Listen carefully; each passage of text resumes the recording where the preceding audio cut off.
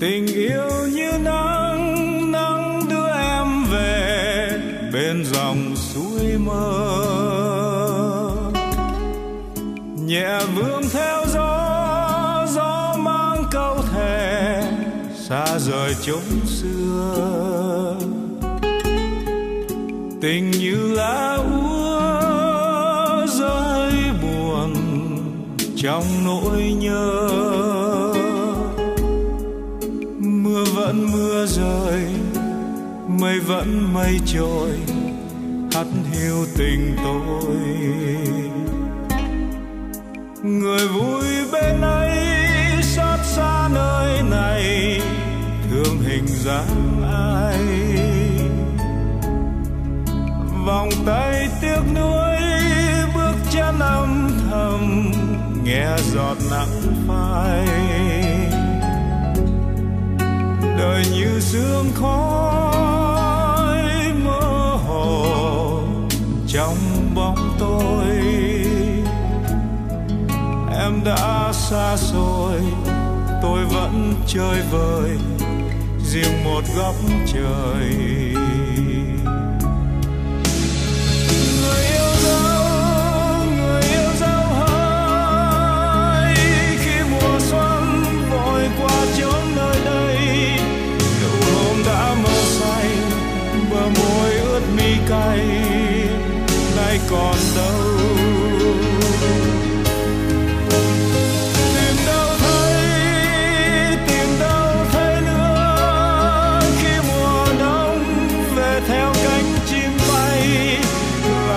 Cách đôi nơi là hạnh phúc dã rời. Người ơi, một mai em nhé, có nghe thư về trên hàng lá khô.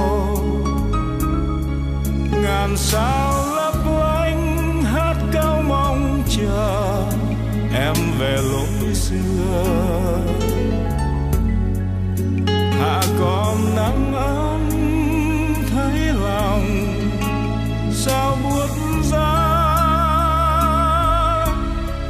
gọi tên em mãi trong cơn mê này, mình nhớ thương nhau.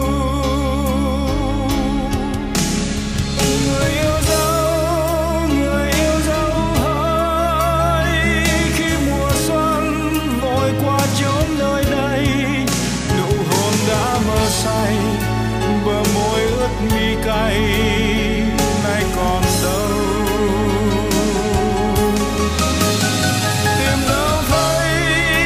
Tìm đâu thấy nữa, khi mùa đông về theo cánh chim bay. Là chia cách đôi nơi, là hạnh phúc dã rời. Người ơi,